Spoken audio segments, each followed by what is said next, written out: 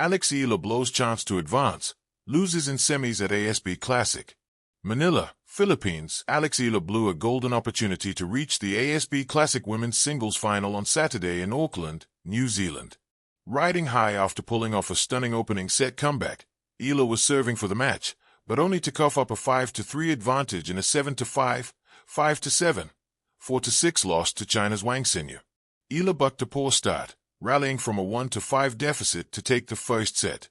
She looked well on her way to a title round appearance in the WTA 250 event before Wang strung up 8 consecutive games to extend the match and zoom to a 4-0 advantage in the decider.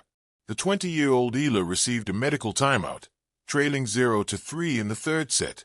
She returned to the court and mounted one last rally down 1-5 again.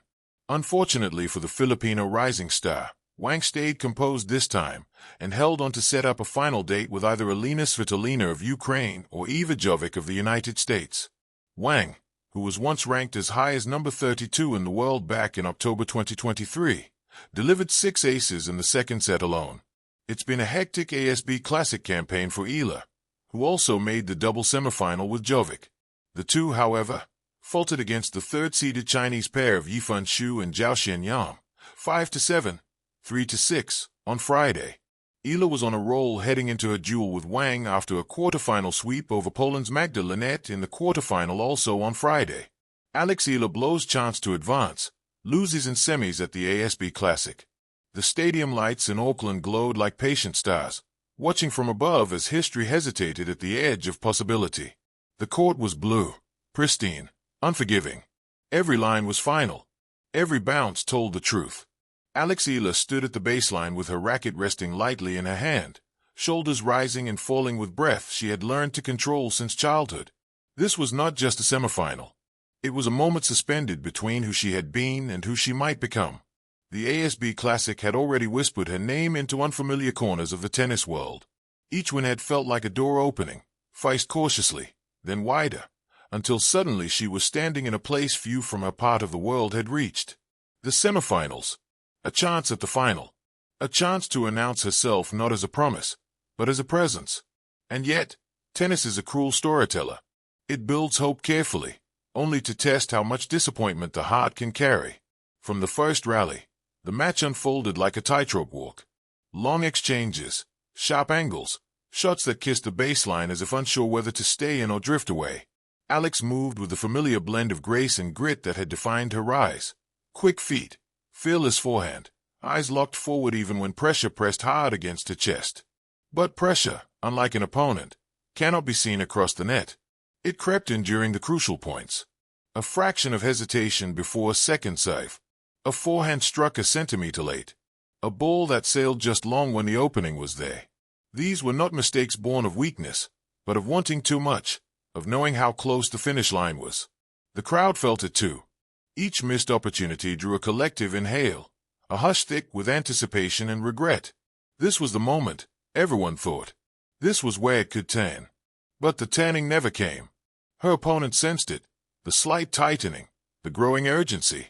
Experience spoke in calm rallies and steady placement. While Alex fought with fire, the other side answered with patience, letting time do the work. Games slipped away not in dramatic collapse, but in quiet surrender. A break point here. A missed chance there. Tennis rarely ends with a single defining error. It ends through accumulation, through moments that feel small until they are suddenly decisive. When the final point was played, the ball landed cleanly, unmistakably out of reach. It was over. Alex walked to the net, her face composed, her handshake firm. There were no tears, no racket thrown in frustration. Just a brief pause, a nod, and the slow walk back to her chair. In that walk lived the weight of what almost was. She had blown a chance, yes. The headline would say so bluntly. But headlines do not understand context. They do not understand the years of early mornings, the lonely training sessions far from home, the burden of carrying a nation's quiet hope on young shoulders. They do not understand how close she came. In the stillness after the match, the court felt larger, emptier. Yet something remained. Growth often hides inside loss, waiting for the brave to recognize it. Because this semifinal was not a dead end, it was a marker. Eala had proven she belonged on this stage. She had traded blows with the best and held her ground until the margins decided otherwise. The loss did not erase her run, it sharpened it. It taught her where the cracks were, where belief must be steadier, where patience must replace urgency.